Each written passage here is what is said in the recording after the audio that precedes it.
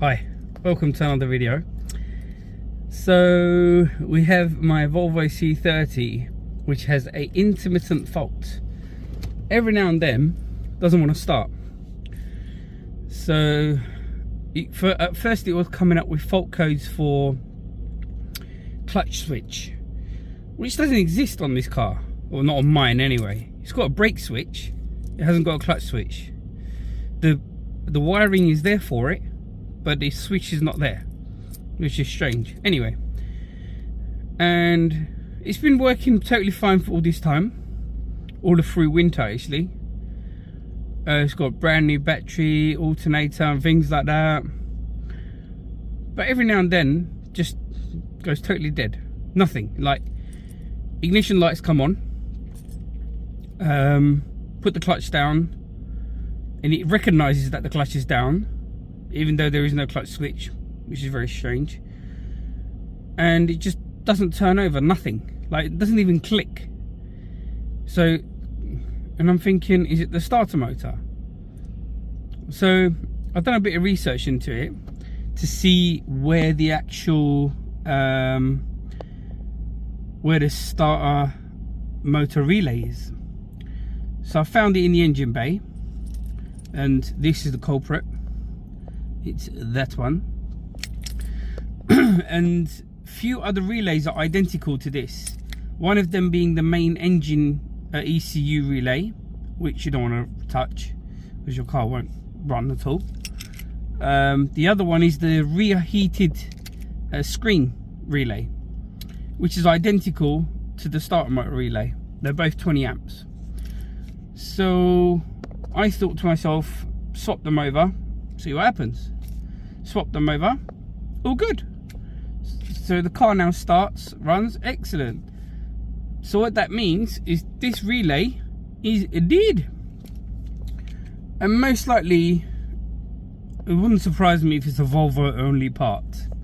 But I'm going to call my local car parts dealer, see if they have anything in stock.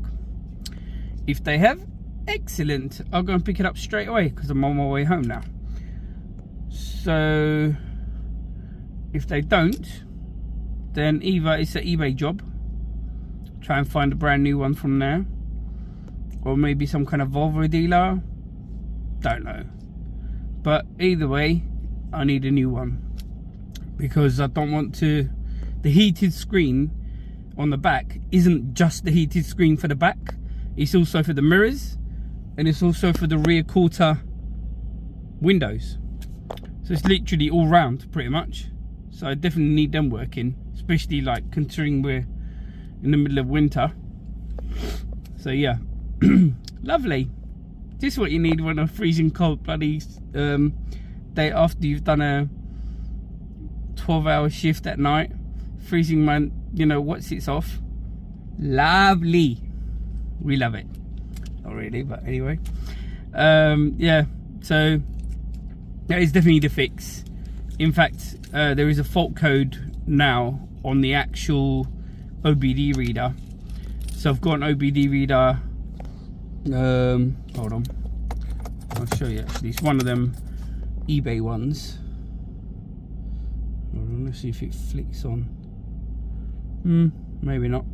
Let me show it to you anyway. So it's plugged into my OBD reader all the time. There it is. Yeah, excuse me. So yeah, that's basically on my car all the time, and it's connected to my phone. Therefore, I always keep an eye on the fault codes and things like that. Make sure everything is as it should be. It's boosting fine, coolant's okay, O2 sensors, blah blah blah. You know. And obviously, as soon as it didn't want to start, the first thing I did was go on it and read the codes, but the codes weren't really related to the relay to start with. The first faults were something to do with powertrain, which is very odd, but I took a screenshot of that, so I'll look at the fault codes for that. Hold on, actually 2 seconds. So one of the fault codes is related to the powertrain, saying something about running too rich, which I know there is a fault with one of the O2 sensors. which doesn't read at all. I've got the brand new one, just haven't got around to fitting it. So that's one fault code, which I know exists anyway, but that's got nothing to do with the starter. And the second fault code is to do with what's it to do with? Suction something, which is very strange, really. Bit of an odd thing. Anyway, so I'll show you the location of the relay, exactly where it is.